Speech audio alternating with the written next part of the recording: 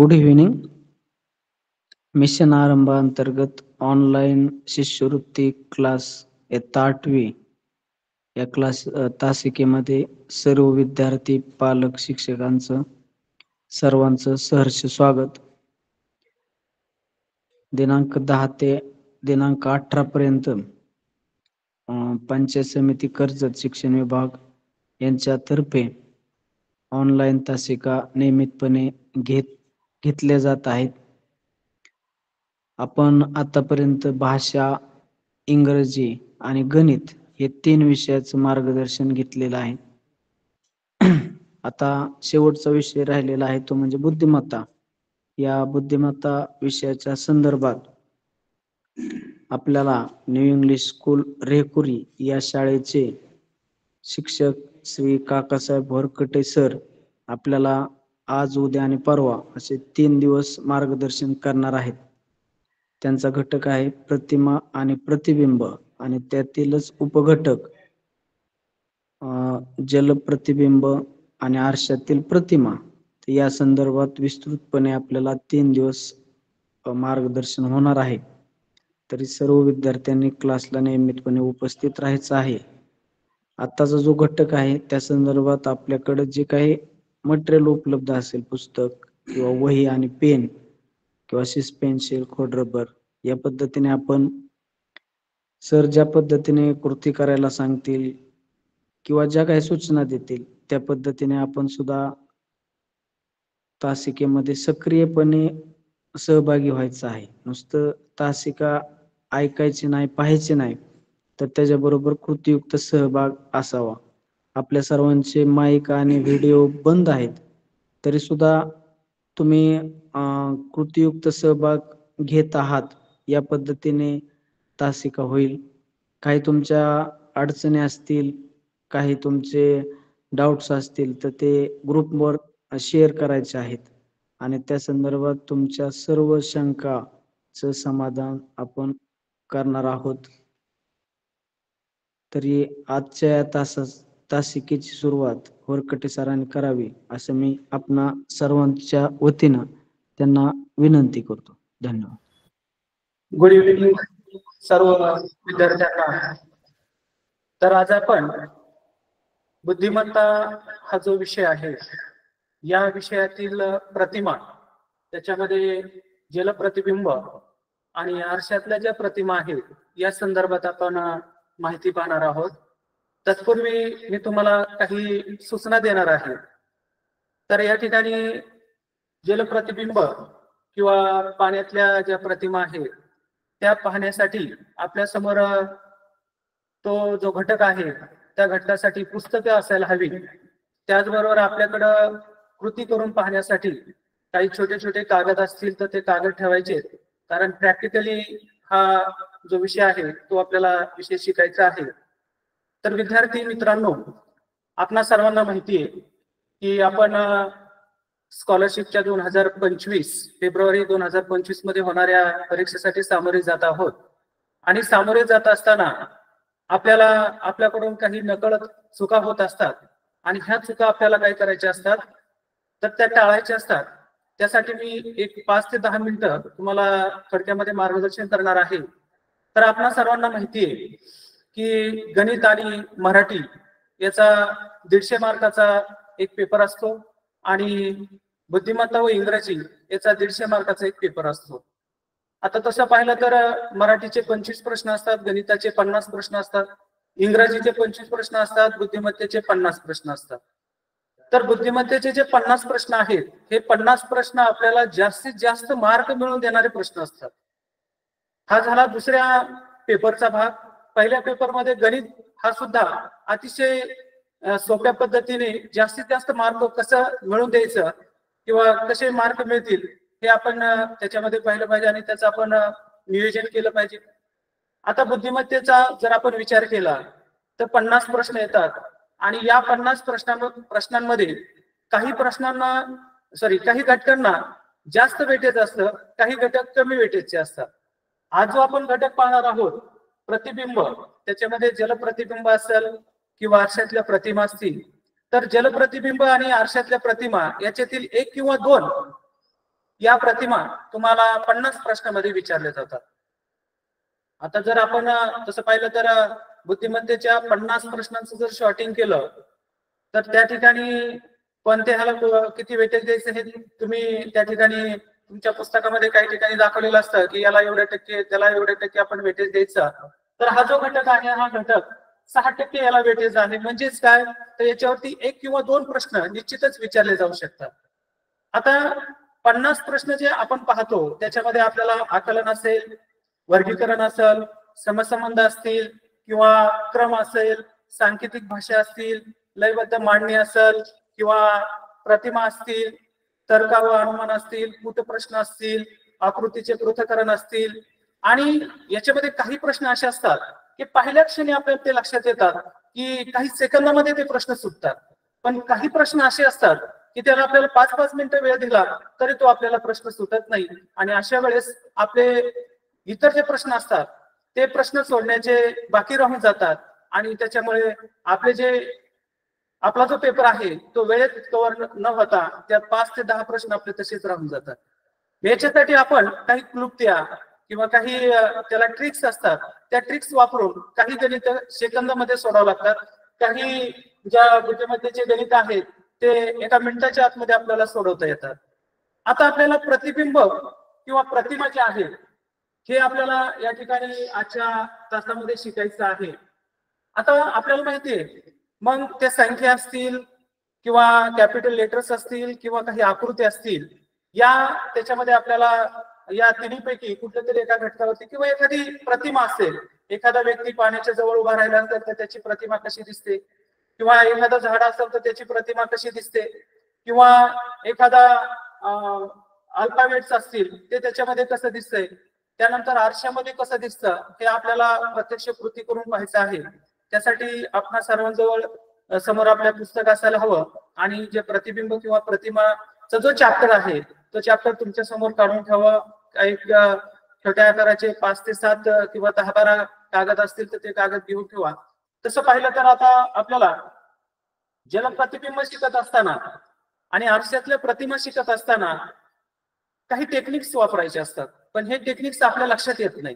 कधी कधी आपण घाई गडबडीमध्ये त्याच्यामध्ये चुका करतो आणि ह्या चुका केल्यानंतर आपल्याला पश्चाताप पडतो. आपल्या सर्वांना माहितीये की आपण वर्षभर जो अभ्यास केलेला असतो तो अभ्यास आपल्याला 2-1.5 तासाचे जे पेपर असतात 1.5 तासाचे त्याच्यामध्ये आपल्याला वर्षभराचा म्हणजे 3 तासामध्ये आपल्याला वर्षभराचा जो आपला अभ्यास आहे, आपली जी प्रगती आहे ती दाखवायची असते आणि त्याच्यासाठी घाई करून चालत नाही. त्याच्यासाठी आपल्याला शांत डोक्याने तो प्रश्न सोडायचा असतो. मग तुम्ही कुठल्याही विषयाचा असू द्या, इंग्रजी असो, मराठी असो किंवा बुद्धिमत्तेचा असो किंवा गणिताचा प्रश्न असो, तो प्रश्न आपण समजून घ्यायचा आणि समजून घेतल्यानंतर त्याच्यामध्ये काय कृती करायची हे आपल्या लक्षात आल्यानंतर आपण ती कृती करायची. कधी कधी गणितासारखा विषय किंवा बुद्धिमत्तेसारखा विषय असतो त्यात कॉम्प्लिकेटेड 1-2 कृत्या एकत्र करायला सांगितलेल्या असतात. त्यावेळेस आपल्याला आधी कोणती करायची आणि नंतर कोणती करायची याच्यामध्ये आपण गडबडून जातो आणि अशा वेळेस आपल्याला येत असलेला प्रश्न सुद्धा आपल्याकडून काय होतो, चुकला जातो आणि ह्या ज्या चुका आहेत ह्या चुका आपल्याला या ठिकाणी काय करायच्या, टाळायच्या आहेत. आता या ठिकाणी आज जे आपण पाहणार आहोत ते म्हणजे काय, प्रतिबिंब. आता हे प्रतिबिंब आपल्याला पाहता क्षणी कळलं पाहिजे कसं आहे. तर या ठिकाणी एखाद्या वस्तूचे प्रतिबिंब हुबेहूब त्या वस्तूसारखं दिसत नाही. आपल्याला माहितीये कुठली प्रतिबिंब असेल, आरशातला असेल किंवा पाण्यातली प्रतिबिंब असेल, ते हुबेहूब दिसत नाही. मग ते मूळ वस्तूचं प्रतिबिंब आहे हे सखोल निरीक्षणाने आपल्याला काय करता येतं, ठरवता येतं. आता या घटकामध्ये जर आपण पाहिलं तर विद्यार्थ्यांची प्रतिबिंब ओळखण्याची ही क्षमता या घटकामध्ये काय केली जाते, अभ्यासली जाते. आता याच्यामध्ये 2 प्रतिमा असतात, आरशातील आणि पाण्यातील. तर पाण्यातील जे जलप्रतिबिंब आहे हे आपण या ठिकाणी सर्वप्रथम पाहणार आहोत. आता कोणत्याही वस्तूच्या पाण्यातील प्रतिमेला त्या वस्तूचे पाण्यातील प्रतिबिंब म्हणतात हे आपल्या सर्वांना माहिती आहे. थोडक्यामध्ये काय सांगायचं तर प्रतिबिंब हे वस्तूच्या खालच्या किंवा वरच्या बाजूला धरलेल्या आरशातील प्रतिमा असते. यात वस्तूची वरची बाजू खाली व खालची बाजू वर दिसते. आता फॉर एक्झाम्पल पाहायचं झालं तर या ठिकाणी एक तुम्हाला एका मुलाचं चित्र दिसते. तर जलप्रतिबिंबामध्ये काय असतं तर वरची बाजू नेहमी खाली दिसते, म्हणजे मुलाचं डोकं जे आहे ते नेहमी कुठे दिसेल, खाली दिसेल.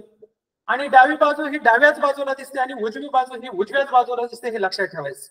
आरशामध्ये तसं नसतं, आरशामध्ये चेंजिंग होतं, ते मी पुढे गेल्यानंतर तुम्हाला सांगणारच आहे. तर या ठिकाणी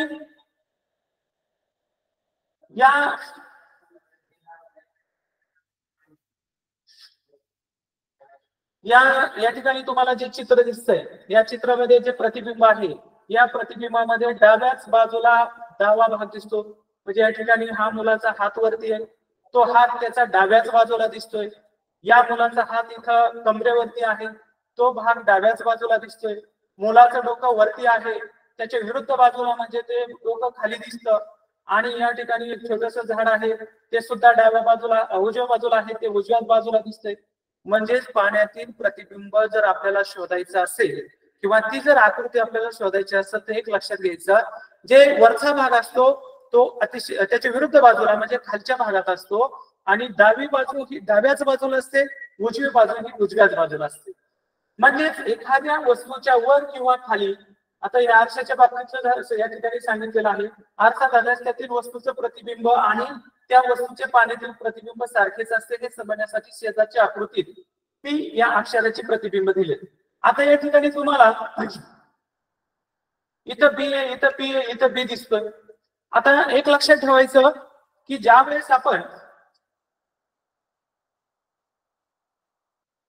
आपण पाण्यातील प्रतिबिंब शोधतो, त्यावेळेस त्या आकृतीच्या खाली अशा पद्धतीने रेषा मारलेली असते. पहा, तुम्हाला इथं पाहावयास मिळेल. पहा, अशा पद्धतीची रेषा मारून त्या ठिकाणी त्या आकृतीच्या किंवा ते संख्या असेल किंवा ते अल्फाबेट असेल, त्याच्या खाली असं लिहिलेलं असतं किंवा असे हे दाखवलेले असते. पहा, तर आता इथं तुम्हाला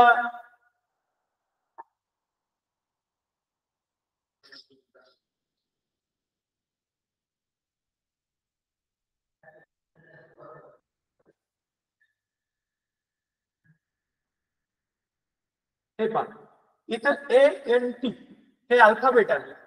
तर त्या अल्फाबेटच्या खाली काय केलेलं आहे, तर अल्फाबेटच्या खाली तुम्ही जर पाहिलं तर पाण्यातील प्रतिबिंब जर विचारलं असेल तर त्याच्या खाली नेहमी अशा पद्धतीने दाखवलेलं असतं. म्हणजे ती प्रतिमा पाण्यामध्ये कशी दिसते ते आपल्याला ओळखायचं असतं. मग हे ओळखायचं कसं, आता मी तर सांगितलं काय की डावी बाजू जी आहे ती डाव्याच बाजूला असते, उजवी बाजू हे उजव्याच बाजूला असते आणि वरचा भाग जो असतो तो उलटा असतो. मग आता इथं तुम्ही कसं शोधणार, इथं तर शोधण्यासाठी आपल्याला काय करता येतं, इथं शोधण्यासाठी तुम्हाला काही गोष्टी ज्या आहेत त्या गोष्टी या ठिकाणी तुम्हाला या ठिकाणी पाहिजे आहेत. आता इथं जर तुम्ही पाहिलं पाण्यातील प्रतिबिंब जे आहे ते कसं दिसतं किंवा ह्याच्यातलं प्रतिबिंब जे आहे, आरशातील प्रतिबिंब जे आहे ते कसं दिसतं या ठिकाणी आपल्याला पाहिजे आहे. त्यासाठी तुम्हाला एक साधी कृती सांगतो. आपल्याकडे एक कागद असेल, पहा, सर्वांकडे कागद असेल तर सर्वांनी कागद काढा. हा जो कागद आहे तो कागद एक्झॅक्ट इथं असा धरायचा.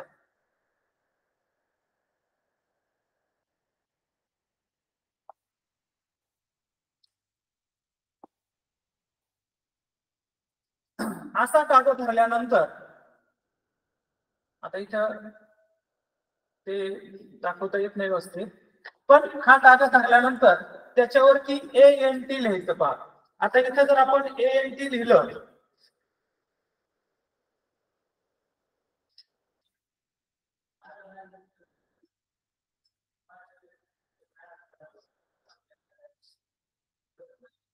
असं लिहिल्यानंतर आता पहा मी कुठलं ह्या आकृतीचं ANT लिहिलं. ही आकृती अशी होती, ही फक्त उलटी करायची. हा कागद जो आहे फक्त असा उलटा करायचा. कसा दिसतो, हे आपल्याला उलटा दिसतो. पहा, याच्यामध्ये जर तुम्ही पाहिलं तर ए इथं पण उलटा दिसतो, ए इथं पण दिसतो आणि टी इथं पण दिसतो.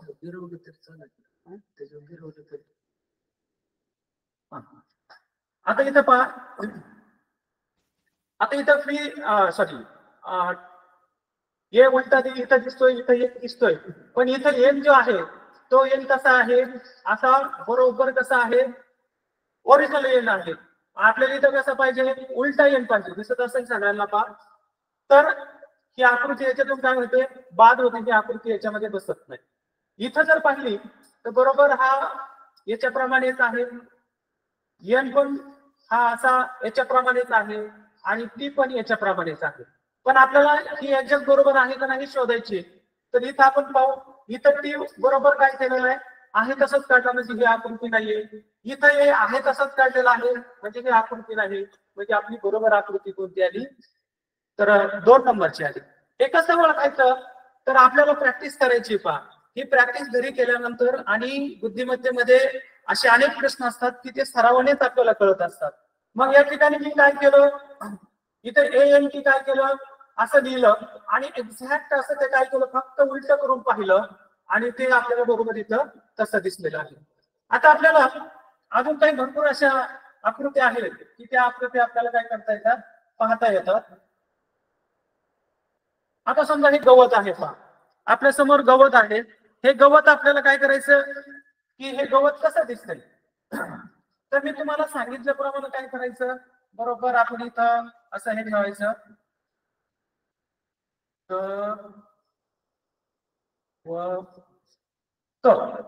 आता हे गवत या ठिकाणी मी गवत लिहिलेलं आहे. फक्त हे पेज जे आहे हे पेज फक्त काय करायचं, असं उलट करायचं. आता कसं दिसतंय पहा इथं आता तुम्हाला गिरून दाखवतो, एकच मिनिट उलट कसं दिसतंय ते.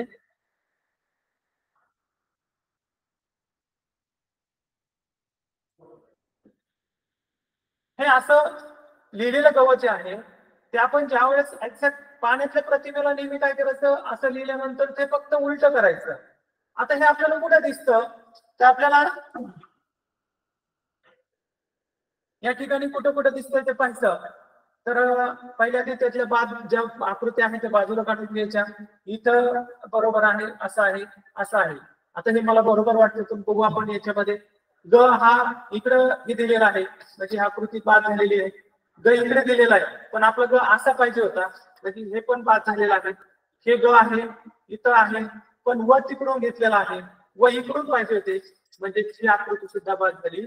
म्हणजे याची पहिली आकृती आपल्याला काय होते इथं पाहता येते. म्हणजे सांगण्याचं तात्पर्य हेच आहे की इथे आपल्याला काय करावा लागतो, सराव करावा लागतो. सरावाशिवाय हा जो घटक आहे तो आपल्या लक्षात येत नाही. आणि मगाशी सांगितल्याप्रमाणे की पाण्याच्या प्रतिमेमध्ये हा जो त आहे हा उजव्या बाजूला आहे तो उजव्याच बाजूला राहतो. हा जो ग आहे तो डाव्या बाजूला आहे तो डाव्याच बाजूला राहतो. फक्त खालचा जो भाग आहे, वरचा जो भाग आहे तो खाली येतो आणि खालचा भाग वरती जातो. आपल्याला ह्या आकृतीच्या माध्यमातून काय झालेलं आहे ते लक्षात आलेलं आहे की प्रतिमा कशा शोधायच्या. आता प्रतिमा शोधण्यासाठी आपल्याला परीक्षेमध्ये सुद्धा इमॅजिन करावं लागतं की ही प्रतिमा कशी दिसत असेल. मग इमॅजिन करत असताना मी सांगितल्याप्रमाणे तुम्हाला डावी बाजू उजवी बाजू वरची बाजू आपल्याला काय झाली पाहिजे, खाली त्या ठिकाणी दिसली पाहिजे, खालची बाजू अशी वर दिसली पाहिजे.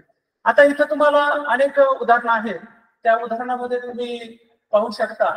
तुमच्याकडे पण काही समोर उदाहरणं असतील तर मगाशी मी तुम्हाला सांगितल्याप्रमाणे तुम्ही तुमच्या समोर कागद ठेवायचा आहे आणि कागद जो आहे त्या कागदावरती याचा सराव करून त्या ठिकाणी आपल्याला ते सोडवायचं आहे.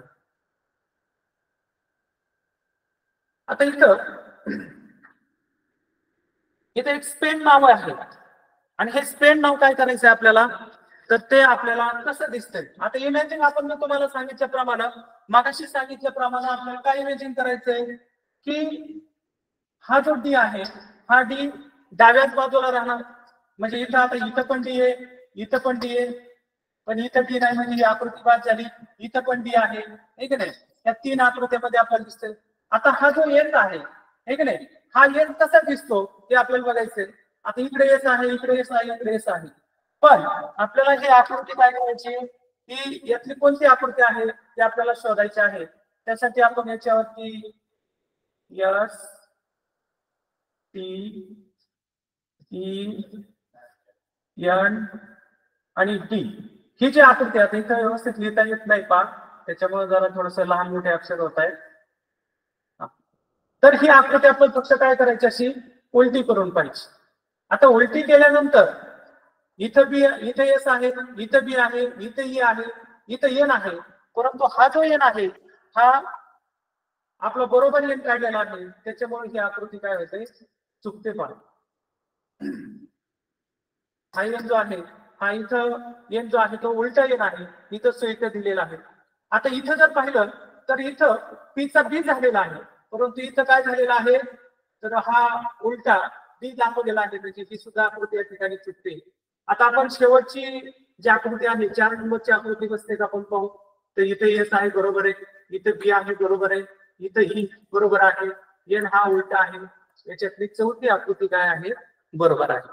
म्हणजे आपल्याला ह्या आकृत्या शोधत असताना घरी काही छोटे कागद घ्या, त्या कागदावरती बरोबर असा कागद इथे ठेवायचा आणि तो काय करायचा, फक्त उलटा करून पाहायचा आणि त्याच्यातून तुम्हाला त्या पाण्यातल्या प्रतिमा ज्या आहेत, त्या पाण्यातल्या प्रतिमा त्या ठिकाणी पाहावयास मिळतात. आता या ठिकाणी नुसते आपण अल्फाबेट नाही तर काही आकृत्या ज्या असतात त्या आकृत्या सुद्धा आपल्याला या ठिकाणी पाहिजे. आता इथं काही आकृत्या आहेत, त्यातली कुठली तरी एखादी आकृती आपण काढून पाहू की ती आकृती आपल्याला बरोबर त्या ठिकाणी त्या अँगलने दिसते का. तर या ठिकाणी आता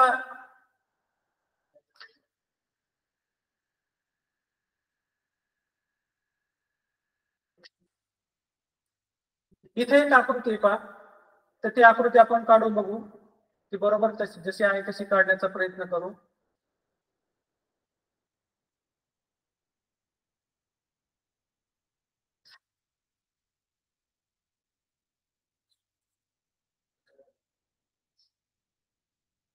खाली असे त्रिकोण आहे, इकडे हे असं आहे, आतमध्ये एक अशी रेषा आहे, इथे एक असा रेषा काढून त्याला हे केलेला आहे आणि इकडे अशी एक रेषा किरण दाखवलेला आहे. आता आपल्याला ही आकृती आपण तशी सेम काढण्याचा प्रयत्न केलाय, त्याच्यावरती ते काढता येत नाहीये. तर ही आकृती आपल्याला याच्यातली कोणती आकृती तशी वाटते ते पाहायचंय. पहा आता ही फक्त आपल्याला काय करायची, जशी सेम काढलेली ती फक्त अशी उलटी करून पाहायची आणि उलटी केल्यानंतर तुम्हाला या ठिकाणी त्या आकृतीचं चिन्ह दिसते. पहा आता यातली कोणती आकृती येते ते आपल्याला काय करायची, शोधायची. आता याच्यामध्ये जर आपण पाहिलं, मी थोडस याला गिरवतो म्हणजे तुमच्या निदर्शनास येईल ती आकृती कशी आहे ती.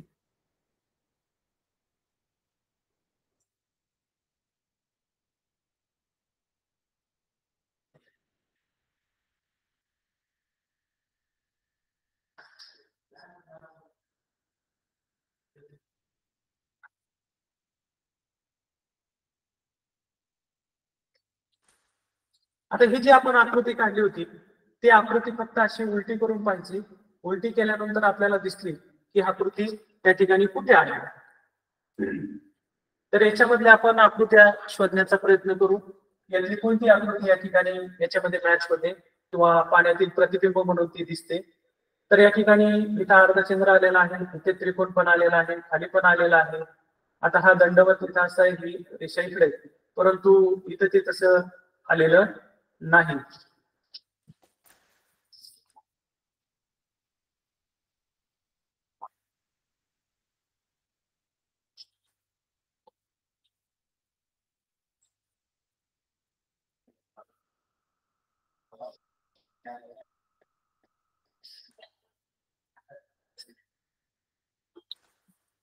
तर याच्यामध्ये याच्यातली इथे आपण पाहू, हे पण दिसत नाहीये, इकडे आहे, इथं आहे, हा नाही, परंतु याचा त्रिकोण इथं असा काढलेला आहे, हा असा त्रिकोण नकोय. इथं आहे, याचं जे आहे बरोबर, हे पण बरोबर आहे. इथं पण त्रिकोण बरोबर आलेला आहे, हे पण इथं बरोबर आलेलं आहे. हे आहे, पण हे उलट आहे, हे पण चुकीचे आहे, ही पण चुकीची आहे. आता ह्या दोन मध्ये आपण बघू, इकडं आहे, हे बरोबर आहे, हे बरोबर आहे, ही आकृती बरोबर आहे, कारण या बाणाचा टोक इकडं आहे, या बाणाचा टोक इकडं आहे.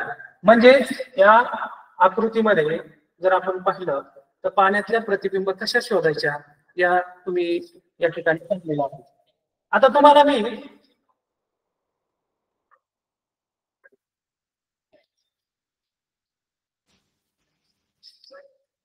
आता आपण आरशातल्या ज्या प्रतिमा असतात त्या कशा दिसतात. आता पाण्यातील जलबिंब आपण पाहिलेला आहे, आरशातील प्रतिबिंब आपल्याला या ठिकाणी पाहिजे आहे. हा हे पहा, आरशातील प्रतिमा आहे तिथं. त्याच्याविषयी काही माहिती या ठिकाणी आहे. आपण सर्वांनी वाचली असेल पुस्तकामध्ये.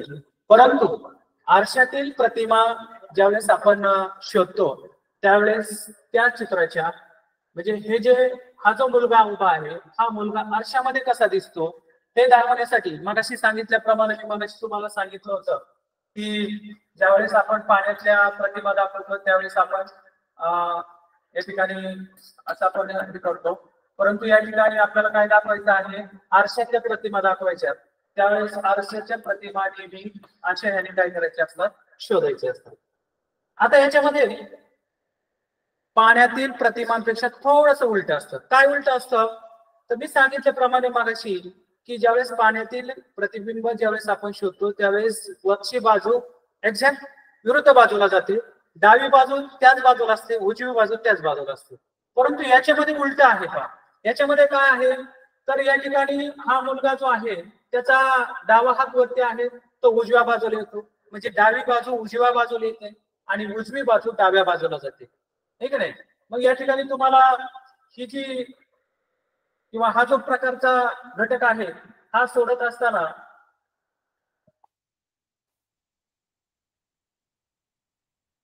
तर आरशाचा वापर करून आपल्याला या ठिकाणी आकृत्या सुद्धा सोडवता येतात. त्यासाठी कागदाचा पण वापर करता येतो. जसं मी तुम्हाला जलप्रतिबिंब दाखवण्यासाठी कागदाचा वापर करून दाखवला त्याचप्रमाणे तुम्ही आरशाच्या ज्या प्रतिमा आहेत त्या प्रतिमा दाखवण्यासाठी तुम्ही घरी आरशाचा वापर करू शकता किंवा आपल्याला कागदाचा पण या ठिकाणी वापर करता येतो. परीक्षेमध्ये कल्पनेने प्रतिबिंबाची रूपरेषा आपण जाणून घ्यायची असते. आता या ठिकाणी जर आपण पाहिलं तर वरचा जो भाग या मुलाचा दाखवलेला आहे तर वरचा भाग आरशातील तिच्या प्रतिमेत वरच्याच बाजूला दिसतो आणि जलप्रतिबिंबामध्ये जर आपण पाहिलं तर वरचा भाग खाली दिसतो. त्याच्यामध्ये वरचा भाग वरतीच दिसतो आणि जलप्रतिबिंबामध्ये आपण पाहिलं डावा भाग डाव्या बाजूला उजवा भाग उजव्या बाजूला. पण आरशातल्या प्रतिमेमध्ये तसं नसतं. आरशातल्या प्रतिमेमध्ये उजवा भाग डाव्या बाजूला आणि डावा भाग उजव्या बाजूला दिसतो. आता या ठिकाणी आपण इथं जर पाहिलं तर हा जो क्यू आहे क्यू जो आहे आता इथं पी अक्षराच्या दोन प्रतिमा दाखवलेल्या आहेत. तर त्या दोन प्रतिमा कशा दिसतात इकडल्या बाजूला आणि इकडल्या बाजूला त्या दाखवलेल्या आहेत. आपण काय करू डायरेक्ट या ठिकाणी आरशातल्या प्रतिमेची जी उदाहरण आहे ती उदाहरणं त्या ठिकाणी पाहू. तर इथं तुम्हाला 425 ही संख्या दिलेली आहे.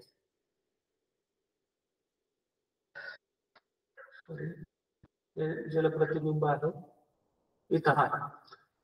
इथं हे 425 जे आहे ते आरशातले. आता मगाशी मी सांगितलं त्याप्रमाणे मगाशी काय होतं तर मगाशी मी तुम्हाला सांगितल्याप्रमाणे इथं तुम्हाला काय विचारलं होतं जलप्रतिबिंब. आता आपल्याला हेच आरशामध्ये दाखवायचंय त्यासाठी काय केलेलं आहे इथं तुम्हाला आरशाचं चित्र या बाजूला असतं आणि जलप्रतिबिंबाचं चिन्ह या बाजूला असतं. फक्त इथं एकच कृती करायची जशी मगाशी आपण इथं 425 लिहिली आणि तो भाग फक्त आपण असा ओपन करून पाहिला. इथं फक्त काय करायचं समोरासमोर हा 425 लिहायचा. आता इथं तुम्हाला काय केलेलं आहे 425 लिहित असताना तो आता याच्यामध्ये लिहायचा का तर तुम्हाला इथे असं याच्यामध्ये लिहायला सांगितलंय. इथं असं गोल आहे इथं पण असं गोल आहे आणि तुम्हाला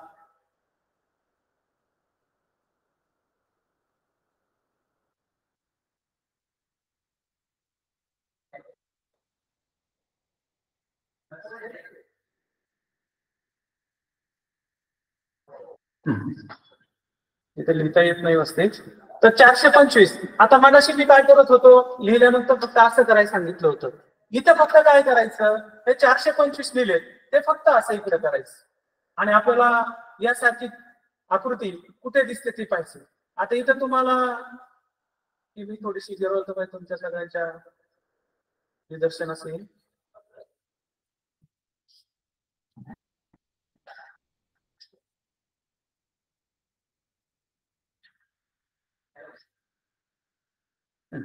अशी आकृती आपल्याला कुठे दिसते ह्याच्यात पाहायचं. आता इथं 4 दिसतोय पहा इथं 4 दिसतोय. इथं जे आहे इथं जो 2 आहे तो 2 जरा चुकीचा वाटतोय.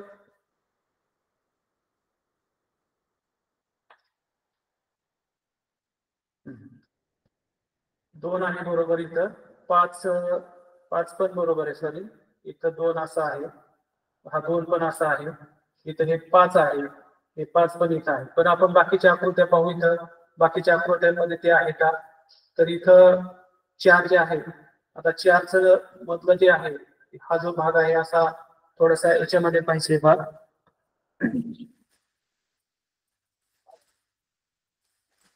याच्यावरती लिहिता येत नाहीये त्याच्यामुळे जरा थोडस, हा तर ही आकृती चुकीची आहे. याच्यामध्ये जर पाहिलं तर इथं मध्येच 5 नाही, हे उलट केलेलं आहे, पण आकृती चुकीची आहे. याच्यात 4 असा केलेला आहे, ही आकृती चुकीची आहे. याच्यामध्ये पहिली आकृती बरोबर आहे. आता या ठिकाणी तुम्हाला जलप्रतिबिंबासारखंच या ठिकाणी ते अॅक्युरेट करायचं आहे किंवा ते लिहायचं आहे, परंतु जलप्रतिबिंबाला आपण काय करतो, तर खालची आकृती फक्त असं, खालचं लिहिलेलं पान फक्त आपण असं करतो आणि याच्यामध्ये लिहिलेलं पान फक्त या बाजूला हे करायचंय. आता मी तुम्हाला वरची ही जी आकृती आहे, सॉरी हे जे याच्यामध्ये लिहिलेले त्याचं आपण इथं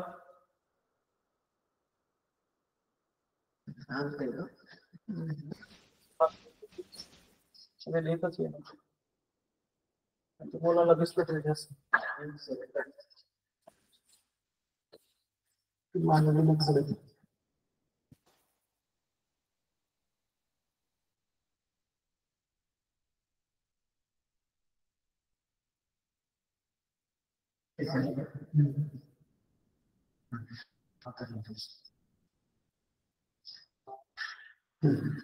तर इथं तुम्हाला हे जे आहे हे आहेच लिहायचं, इथं असं धरायचं आणि आहे तसंच लिहायचं.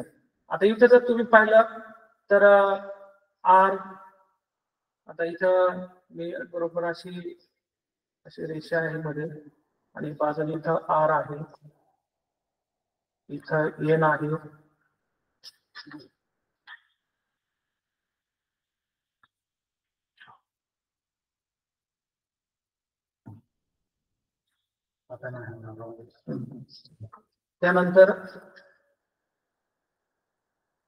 त्यानंतर इथं टी आहे पहा, असा मी टी काढलेला आहे आणि इथं एस आहे, इथं ते लिहिता येत नाही व्यवस्थित. तर आता आपल्याला काय करायचंय, आरशातली प्रतिमा या ठिकाणी पाहायची. आता हे मी तुम्हाला काय सांगितलं, हे फक्त काय करायचं,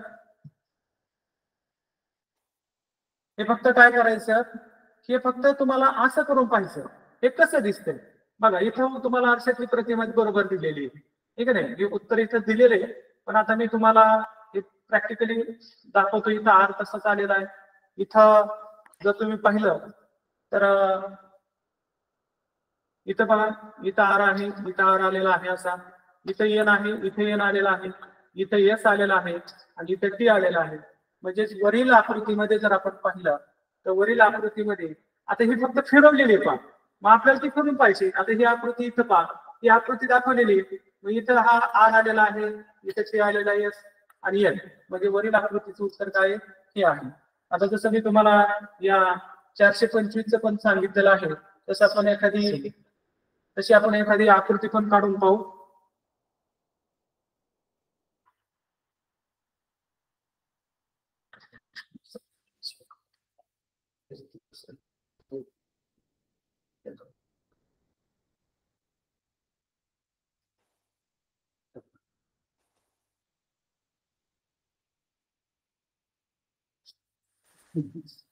आता हे त्या मगाशी सांगितलेल्या प्रमाणे आरशातल्या प्रतिमेविषयी मी ते या ठिकाणी माहिती केलेली आहे की आपणास दिलेल्या वस्तूची प्रतिमा, यामध्ये वस्तूची डावी बाजू ही आरशातील प्रतिमेची उजवी बाजू असते, तर वस्तूची उजवी बाजू ही आरशातील प्रतिमेची डावी बाजू असते.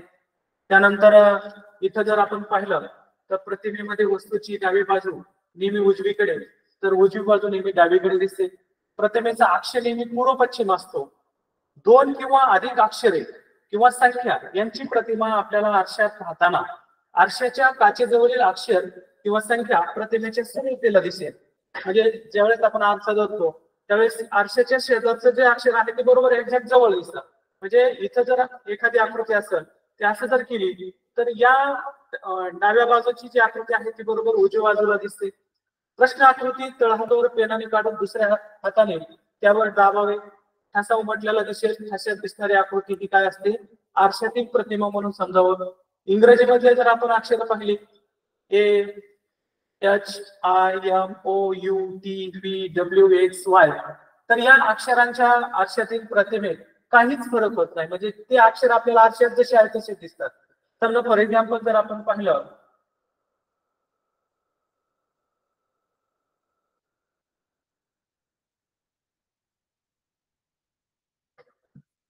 आता हे जर पाहिला तर तो आरशामध्ये सुद्धा आपल्याला शेजारी असाच दिसतो. हेच जर बघितला तर आता ही जर त्याची डावी बाजू असेल तर डावी बाजू उजव्या बाजूला येते, म्हणजे इथे येते, आणि उजवी बाजू डाव्या बाजूला म्हणजे इथे येते. हेच पण आहे तसाच दिसतो. आईला पण जर पाहिलं आपण, आई सुद्धा आहे तसाच दिसतो. म्हणजे अल्फाबेट मध्ये जर आपण पाहिलं तर हे जे 10-12 जे अक्षर आहेत ते अक्षर आरशाच्या प्रतिमेमध्ये त्यांच्यामध्ये काही फरक होत नाही, ते आहे तसेच दिसतात. बऱ्याच वेळा आपण आरसा ज्या बाजूस आहे त्या बाजूस आकृती पालथी घालून त्या वस्तूची आरशातली प्रतिमा आपल्याला दिसते. त्याचबरोबर आरशाची आकृती दाखवताना रेषाखंडाच्या एका बाजूस अशा प्रकारच्या काढलेल्या तिरप्या रेषा ही आरशाची मागील बाजू समजावी, अशी त्याची मागील बाजू समजायची असते. अंकांचा आणि अक्षरांचा वापर या ठिकाणी जर तुम्हाला समोर दिसत असेल तर आकृतीमध्ये 2 हा अंक आरशामध्ये तुम्हाला इथं पहा, मी मगाशी सांगितल्याप्रमाणे, तर हा जो वरचा भाग आहे तो वरतीच राहतो, हा खालचा भाग जो आहे तो खालीच राहतो, आणि इकडची बाजू जी आहे ती इकडे येते. म्हणजे उजवी बाजू डाव्या बाजूला येते, डावी बाजू उजव्या बाजूला येते. इथं एक हा अंक जर पाहिला तर आरशातील प्रतिमेमध्ये तो आपल्याला कसा दिसतो, तर या ठिकाणी वरचा भाग जो आहे तो फक्त आपल्याला असा आणि असा दिसतो. म्हणजे इकडची बाजू इकडे जाते, इकडची बाजू या बाजूला जाते. याच्यामध्ये जर पाहिलं तर हा जो भाग आहे, आता मी सांगितल्याप्रमाणे ही उजवी बाजू झाली, ती डाव्या बाजूला येते, आणि ही डावी बाजू आहे ती उजव्या बाजूला आपल्याला पाहावयास मिळते. इथं 4 हा अंक जर आपण पाहिला तर हा जो खालचा भाग आहे तो खालीच राहतो, हा वरचा भाग जो आहे तो वरतीच राहतो. दिसत असेल तुम्हाला पहा याच्यामध्ये. तर हा जो 6 आहे, हा 6 जो आहे तो 6 आपल्याला असा येतो. म्हणजे खालचा भाग जो आहे तो खालीच राहतो, वरचा भाग जो आहे तो वरतीच राहतो, आणि हा भाग जो आहे तो इकडे येतो, आणि हा जो भाग आहे तो ह्या बाजूला येतो. मग या ठिकाणी तुम्हाला आरशातल्या ज्या प्रतिमा आहेत त्या आरशातल्या प्रतिमा, इथं तुम्हाला काही अंक दिलेले आहेत, काही आकृत्या दिलेल्या आहेत. त्या आकृत्या आणि अंक आरशामध्ये आपल्याला कसे दिसतात ते या ठिकाणी याच्यामध्ये तुम्हाला पाहावयास मिळतात. तर विद्यार्थी मित्रांनो, आपण जर आरशातल्या आणि पाण्यातल्या जर प्रतिमा शोधण्याचा प्रयत्न केला तर ते शोधत असताना मी सांगितल्याप्रमाणे टेक्निक वापरायचं. त्याला एक टेक्निक काय वापरायचं मी तुम्हाला सुरुवातीपासून सांगत आलो, आताही सांगत आहे की पाण्यातील प्रतिबिंबामध्ये वरची बाजू नेहमी खाली होते, डावी बाजू ही डाव्या बाजूला राहते, उजवी बाजू उजव्या बाजूला राहते. आणि आरशातल्या प्रतिमेमध्ये जर आपण पाहिलं तर आरशाच्या प्रतिमेमध्ये नेहमी वरची बाजू वरच राहते, खालची बाजू खालीच राहते, आणि डावी बाजू उजव्या बाजूला जाते आणि उजवी बाजू डाव्या बाजूला जाते. आता इथे आपण अजून काही उदाहरणं आहेत पहा. तर इथं तुम्हाला पॅन दिलेला आहे पहा. इथं तुम्हाला काय केलेलं आहे, PAN. आता मी म्हटल्याप्रमाणे मागाशी जरी आपल्याकडे कागद नसला, आपल्याला अंदाज जरी काढायचा असला तर हा जो एन आहे हा एन आरशामध्ये कुठे येईल, इथं माझ्या उजव्या बाजूला आहे तो डाव्या बाजूला येईल. आता इथं PAN असं कसं हे चुकीचं आहे का नाही, ही डाव्या बाजूला इथे PN हे पण काय झालेलं चुकीचं आहे. आता हा जो P आहे हा P माझ्या डाव्या बाजूला आहे, म्हणजे तो कुठे येईल, उजव्या बाजूला येईल. म्हणजे इथं या 2 मध्ये आहे. आणि मी सांगितल्याप्रमाणे P आरशामध्ये कसा दिसतो, कारण वरची बाजू त्याची वरच राहते, म्हणजे इथं वरची बाजू काय होईल त्याची वरच राहील, हे नाही. खालची बाजू त्याची काय होते, खालीच राहते. याची उजवी बाजू जी आहे ती डाव्या बाजूला येते, आणि ह्याची डावी बाजू जी आहे ती उजव्या बाजूला येते. आणि या ठिकाणी हे मी मगाशी सांगितल्याप्रमाणे हे आहे तसाच राहतो, इथं तो आहे तसाच राहिला. एन जो आहे तो यांचं मी सांगितलं, ही बाजू जी आहे ती या बाजूला येईल, म्हणजे उजव्या बाजूची डाव्या बाजूला, डाव्या बाजूची उजव्या बाजूला, आणि मध्ये जे आहे ते असं जे आहे ते अशा पद्धतीने म्हणजे उत्तर आकृती आपली बरोबर 3 नंबरची झाली. म्हणजे या प्रश्नामध्ये जर आपण पाहिलं तर इंग्रजी अक्षराच्या आरशातील ज्या प्रतिमा आहेत या पी अक्षर उजव्या बाजूस दिसेल, ए अक्षर मध्ये आहे तसंच राहील आणि त्याच्या शेजारी एन हे अक्षर जे आहे हे डाव्या बाजूला दिसेल. म्हणजे पॅन या अक्षराची आरशातली प्रतिमा जी आहे ती या ठिकाणी आपल्याला या आकृतीमध्ये पाहावयास मिळते. तर अशाच आपण काही आकृती या ठिकाणी पाहू. आता या ठिकाणी स्वस्तिक दाखवलेले पहा. आता हे स्वस्तिक कसं ओळखायचं आहे? आता इथं तुम्हाला उत्तर आकृती दिलेली आहे, परंतु ही उत्तर आकृती जी आहे याच्यामध्ये आपल्याला शोधायचंय. आता मी मागाशी सांगितल्याप्रमाणे आपण कागदावरती पण त्याचं काय करू शकतो, कागदावरती काढू शकतो. आता कागदावरती एकदा मी काढून तुम्हाला या ठिकाणी दाखवतो. आहे तशी आकृती आपल्याला या ठिकाणी कागदावरती काढायची बा.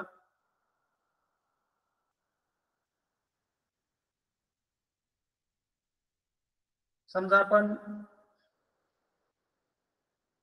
हे जे स्वस्तिक आहे हे स्वस्तिक काढतोय. याच्यामध्ये कसं इथे केलेलं आहे, इथं गोल आहे, इथं भरीव टिंब आहे,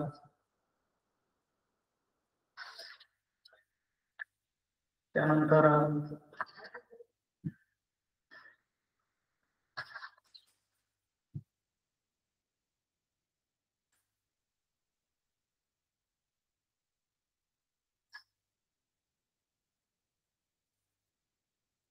इथे गोल आहे आणि अशा 2 रेषा. ही आकृती अशी जी काढलेली ती फक्त आपल्याला अशी बघायची. तुम्हाला दिसत असेल पहा याच्यामध्ये ही आकृती. आता इथं पहा भरीव गोल इथं आलेला आहे, म्हणजे इकडे बाजू इकडे गेलेली आहे. म्हणजेच आपल्याला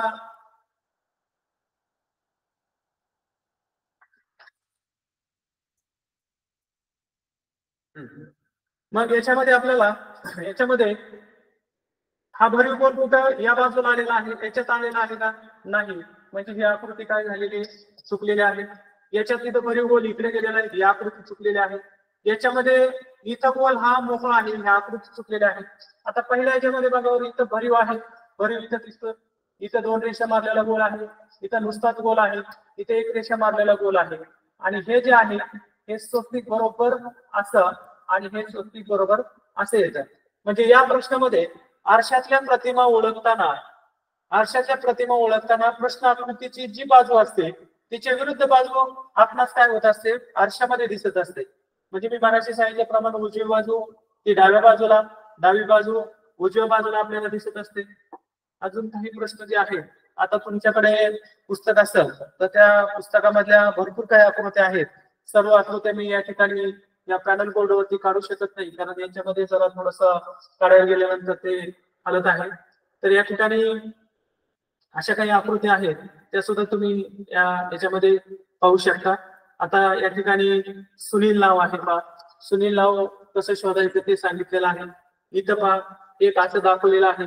आता मी मागाशी सांगितल्याप्रमाणे इथं ही आकृती तुम्हाला काय करायची, याच्यामध्ये शोधायची. मग ही आकृती शोधत असताना तर मी सांगितलं त्याप्रमाणे की डाव्या बाजूला आहे ते उजव्या बाजूला जाईल, उजव्या बाजूला याच्यामध्ये दिसतंय, याच्यामध्ये दिसतंय, ठीक आहे ना. ते असं आहे. तर ही आकृती त्याच्यामध्ये मॅच होत नाही, ही आकृती सुद्धा त्याच्यामध्ये मॅच होत नाही. 5 असा 5 इकडे, 5 इकडे आपण याच्यावरतीच काढून पाहू, म्हणजे तुमच्या लक्षात येईल.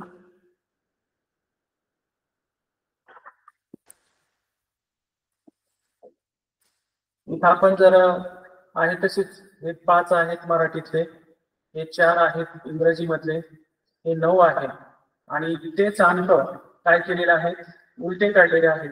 म्हणजे इथं 6 येतो, इथं हा जो आहे हा 4 येतो आणि हा जो आहे 5.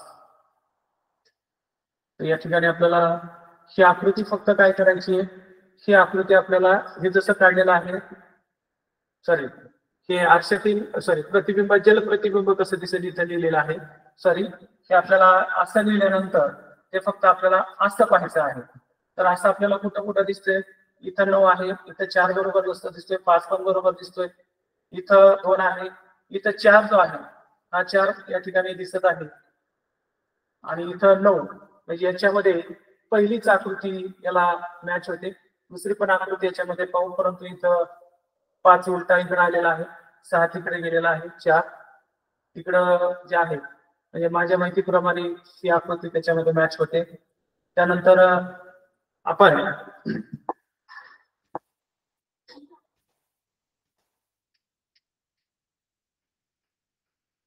इथं भरपूर काय आकृती आहेत, त्या आकृती आपण इथं पाहू. आता इथं जर आपण पाहिलं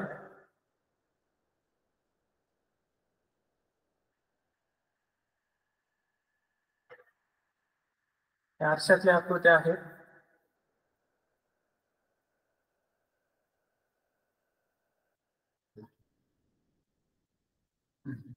मी सांगितल्याप्रमाणे आरशाच्या आकृतीने मी इथं अशी याने दाखवलेली असते. हा जो 7 आहे, हा 7 आपल्याला काय करायचा आहे, तो इथं पाहायचा आहे. आरशामध्ये मी तुम्हाला सांगितल्याप्रमाणे ही बाजू या बाजूला येत आहे, म्हणजे आपल्याला इथं पाहिजे वरची बाजू नेहमी वरच राहते. आता याची वरची बाजू खाली झाली म्हणजे प्रश्न ही आकृती चुकलेली. इथं पण वरची बाजू खाली झाली म्हणजे ही आकृती चुकलेली आहे. आता याच्यामध्ये हा जो बाण आहे, मी सांगितल्याप्रमाणे हा बाण माझ्या उजव्या बाजूला आहे, तो काय असेल, डाव्या बाजूला असेल.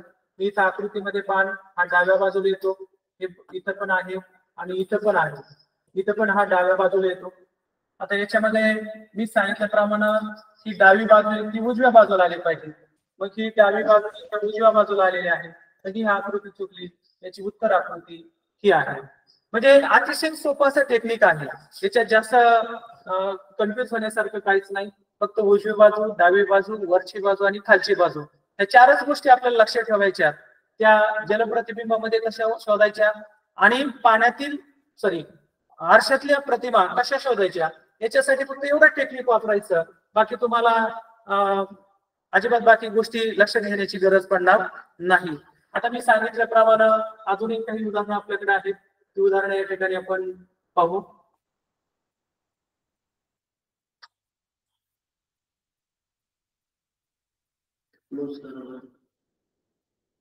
तेवढंच पेज असेल.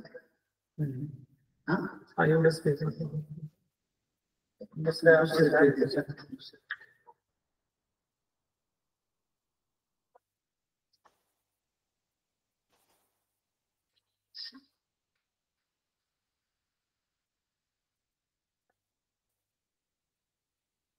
परीक्षेला आलेलं उदाहरण परीक्षेला आलेलं आहे उदाहरण वरतीच होतं बघा.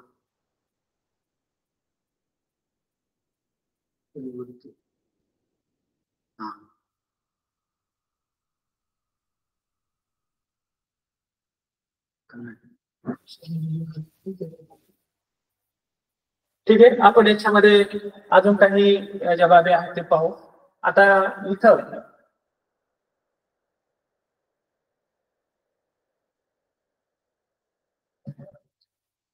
इथं जर आपण पाहिलं, समजा ही आकृती आपण बघू, ही आकृती कशामधली आहे, तर आपल्याला ओळखता आलं पाहिजे ही आकृती कशात शोधायला सांगितलेली आहे. तरी ही आकृती आपल्याला पाण्यात शोधायला सांगितली, म्हणजे पाण्यातलं जलप्रतिबिंब शोधायचंय. आता मी मागाशी सांगितल्याप्रमाणे पाण्यातलं जलप्रतिबिंब शोधत असताना आपल्याला काय करायचं आहे, तर वरची बाजू नेहमी पाण्यामध्ये काय दिसते, वरची बाजू पाण्यामध्ये नेहमी खाली दिसते. उजवी बाजू नेहमी उजव्या बाजूला असते आणि डावी बाजू नेहमी डाव्या बाजूला असते. आता इथे आपल्याला ही जी आकृती आहे ही आकृती शोधायची. आता मी मगाशी तुम्हाला कागदांवरती त्या आकृत्या पेंडिंग करून दाखवल्या होत्या, पण आता इथे आपण बघू याच्यातली उत्तर आकृती नेमकी कोणती येते आणि याच्यातल्या सेम ज्या आकृत्या आहेत त्या कोणत्या येतात. आता इथे जर आपण पाहिलं तर मी मगाशी सांगितल्याप्रमाणे डावी बाजू इथं आहे, उजवी बाजू इकडे आहे, डावी बाजू इकडे आहे. तर याच्यामध्ये जर आपण पाहिलं तर ती डावी बाजू डाव्याच बाजूला राहते, उजवी बाजू उजव्याच बाजूला राहते. फक्त वरचा जो भाग असतो तो खाली येईल, म्हणजे कसा येईल, असा येईल, आणि इथं जो आहे तो असा येईल.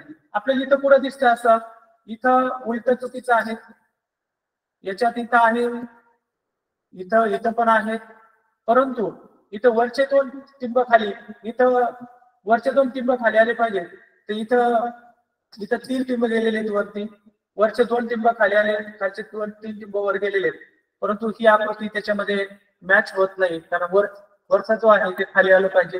ही मॅच होते पहा, इथे दिसते पहा, इथं आहे, इथं आहे. खालचे जे 3 टिंब आहेत ते वरती गेलेले आहेत.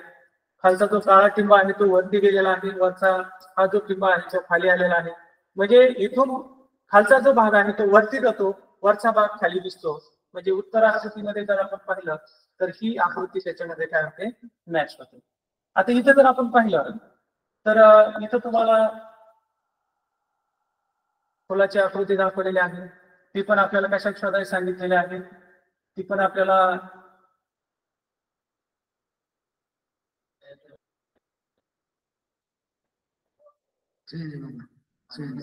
खाली पुढे आकृतीच्या पुढे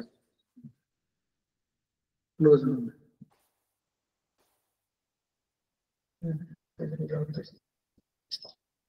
परत ओपन. याच्यामध्ये आपल्याला ही आकृती शोधायची पहा. आता ही आकृती शोधत असताना मी सांगितल्याप्रमाणे इथे ही आकृती काय आहे, कशात विचारलेली आहे तुम्हाला, पाण्याची प्रतिमा दाखवायला विचारलेली आहे. मग आता ही पाण्याची प्रतिमा शोधत असताना मी सांगितल्याप्रमाणे याचा अर्धा भाग तुम्हाला हा जो आहे तो इकडे दिसेल आणि याचा अर्धा भाग तिकडे दिसेल. वरचा भाग सॉरी हा अर्धा जो भाग आहे तो इकडे आहे तसा दिसेल, याचा हा आहे तसा दिसेल, फक्त वरचा भाग खाली आणि खालचा भाग वरती दिसेल. आता हीच आकृती आपण काय करू, पेनाच्या सहाय्याने काढण्याचा प्रयत्न करू.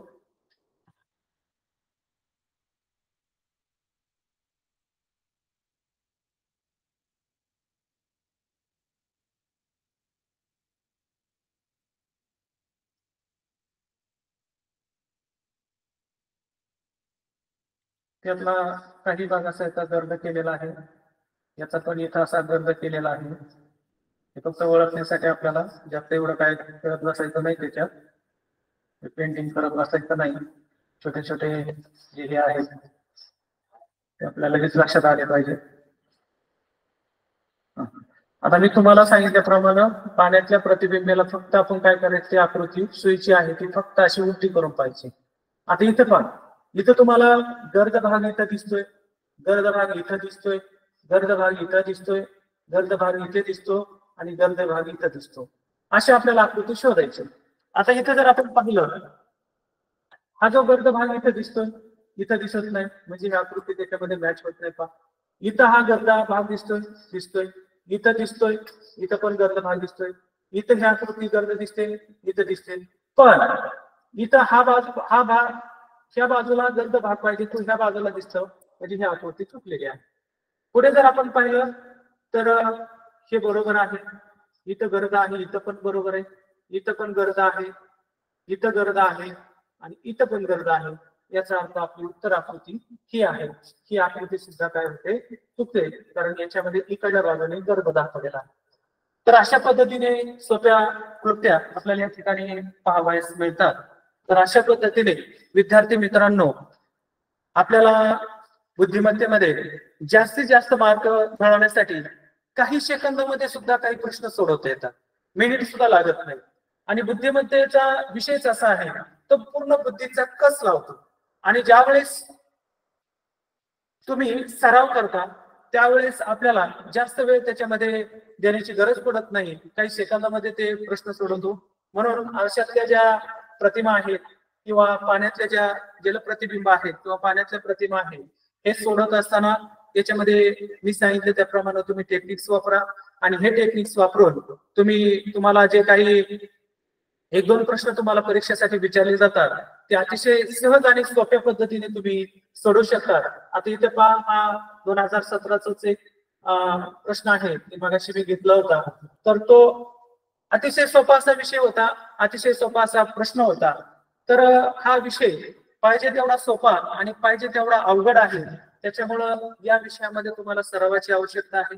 जे प्रश्न आहेत याच्यात फक्त टेक्निक्स वापरा, काही ट्रिक्स वापरा आणि ट्रिक्स वापरून प्रश्न तुम्ही अतिशय कमी वेळामध्ये ते सोडवण्याचा प्रयत्न कराल, अशी मी या ठिकाणी ग्वाही देतो. आणि आजच्या या लेक्चरमध्ये मी तुम्हाला पाण्यातल्या प्रतिमा असतील किंवा जलप्रतिबिंब असतील ते निश्चितच याचे जे ट्रिक्स सांगितलेले आहेत याच्या ज्या काही क्लुप्त्या सांगितलेल्या आहेत ते कसं शोधायचं हे जे मी सांगितलेलं आहे ते तुम्हाला समजलंच असेल.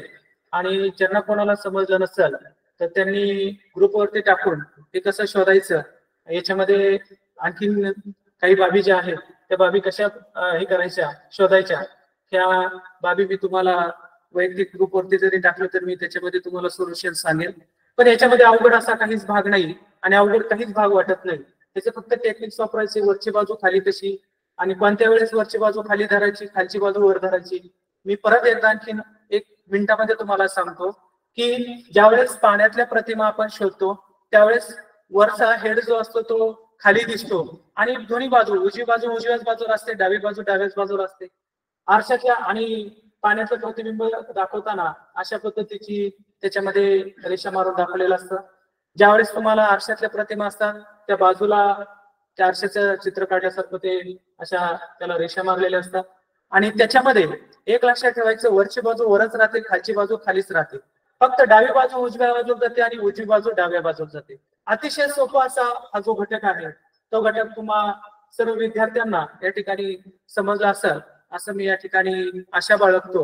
आणि या ठिकाणी आजचा जो माझा घटक आहे पाण्यातील प्रतिमा आणि आरशातल्या प्रतिमा तो या ठिकाणी आजचा घटक या ठिकाणी मी संपवतो. आणि उद्याच्या तासाला रांगेतील जे स्थान आहे ते रांगेतील स्थान आपण या ठिकाणी पाहणार आहोत. ते पण अतिशय सोपा असा घटक आहे. फक्त त्याला कसं शोधायचं, दरम्यान किंवा इतर काय बाबी आहेत, कुठपासून मोजायचं, खालून ते कसा प्रश्न मोजायचा किंवा तो घटक मोजायचा हे मी उद्याच्या तासाला तुम्हाला सांगेल. तर आज आपण या ठिकाणी थांबू. सर्वांना गुड नाईट.